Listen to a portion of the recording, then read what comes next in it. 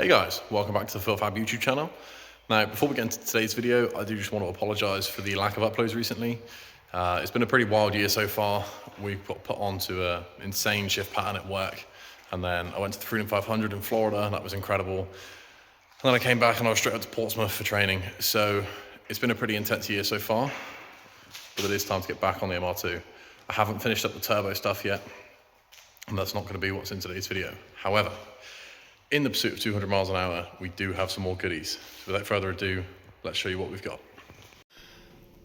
As you can see, the original MR2 clocks go to 150 miles an hour, and the standard rev gauge only goes to 8,000.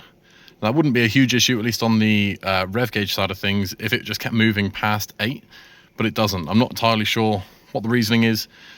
Something to do with a stepper motor. I don't even really know what that means.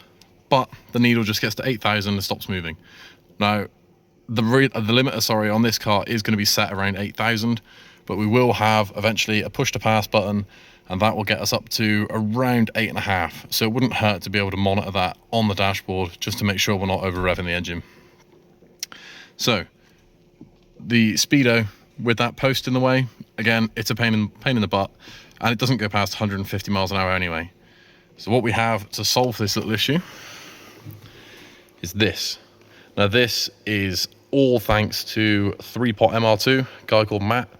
He is the wizard behind this. He's obviously changed the binnacle face. He's added up to 9,000 RPM. And I believe he's cracked them up to 11,000, but obviously we've got no need for that whatsoever. Maybe if you had a bike engine, that'd be handy. But here we've got 180, and this is converted to miles an hour now. And also, it runs past the 150 mark, so we can technically see right around 190 miles an hour on this dashboard, which is pretty cool. So obviously, side by side, you've got this one only goes up to 8,000 and 150 miles an hour, and then this one here will go up to 9,000 and about 190 miles an hour.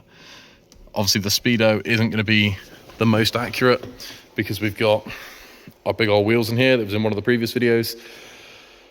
So we're probably going to be, if anything, under-reading a little bit on this speedo with these wheels, but it gives us a good idea.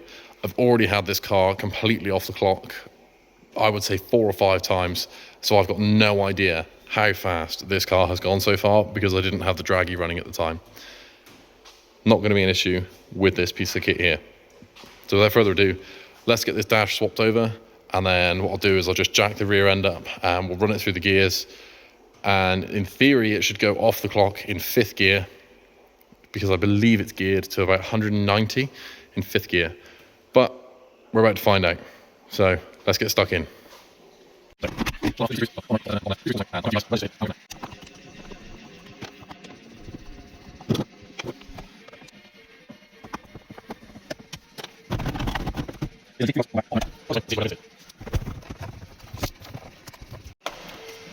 Now again, just before we run this, as you can see, this was for me, 180 BAM dude, that's me. And this was done by a guy called Matt, 3-pot MR2. He obviously calibrated this, so it was my mileage as well, so it's a different dashboard. The memory is inside the dashboard. So I don't know how he does it, I wish I could tell you more, but he's calibrated the mileage. Give me a little good luck, so cheers for that, Matt. And there he is. 3-pot MR2. Check out his YouTube channel. He's got all manner of cool stuff. He's got like a dyno on a trailer, and just a cool guy. One of us, definitely worth checking him out. So yeah, huge shout out to him. He didn't even charge me to do this, so massively appreciate that. But without further ado, let's get it fitted. Right, here it is fitted. So what we're going to do now is fire it up. I'm going to pop it into 6th gear. Obviously the car isn't mapped yet, nothing's ready. There's not even an O2 sensor on the exhaust, so it's not going to run well. We're certainly not going to be revving up around and past sort of 8,000. I think we're probably going to be stopping about 6. But I do believe that should be enough to get us off the clock, even on this speedo. I do believe 6,000 RPM in 6th, with our gearing and everything, is around 200 miles an hour. So all being well, and if my math is correct, we'll pop her in 6th, we'll fire it up, we'll rev it around to about 6,000, and that should see us off the clock over 190 miles an hour.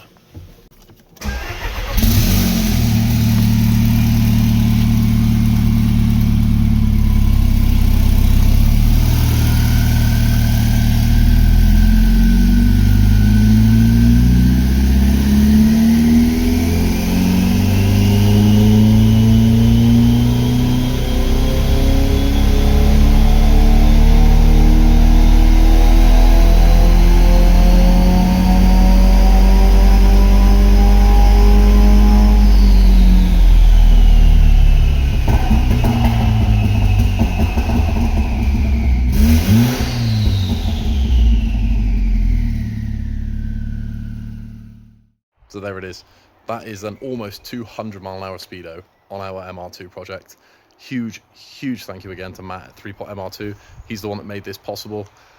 I've sort of been putting little feelers out here and there for a little while as to if someone can do this, and no one really came up to it with anything. They were all just kind of like, oh, it is what it is, it can't be done. It can. It has been done. Matt's done it. So huge thank you to him for making this possible. Obviously, it's not a full 200 mile an hour, but it will let us know when we're approaching our speed limit on our tyres, which is only 186. I'm going to lean on that for the 200 run, obviously, but I do not want to be making a habit of it.